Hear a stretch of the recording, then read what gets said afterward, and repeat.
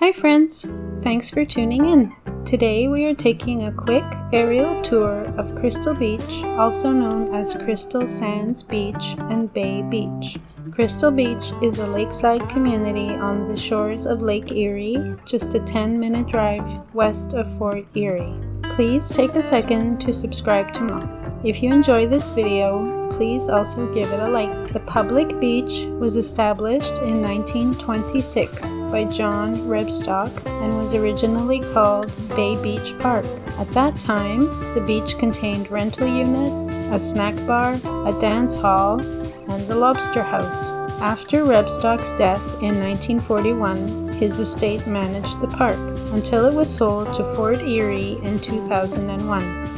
The Crystal Beach Waterfront Park opened in 2005. Fort Erie modernized the area with beach facilities and amenities in 2014 and officially reopened the beach park in 2019.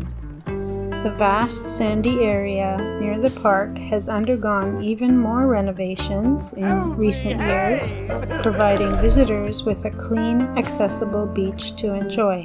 As of 2016, the city of Crystal Beach had a population of 8,500. It was named for the crystal clear water conditions present when it was founded on the northeast shore of Lake Erie, across from Buffalo. In the 1930s, Crystal Beach employees were allowed to build cottages on the Crystal Beach sand dune so they could live near their jobs.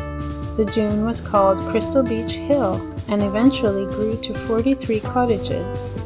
In 1983, residents of the land formed the Crystal Beach Cottagers Organization and purchased the land outright from the park's owner. Crystal Beach is a popular summer destination. It has a vast sandy area with beautiful clear water where locals and visitors can enjoy a relaxing day at the beach. For admission and parking information, follow the links in the description below.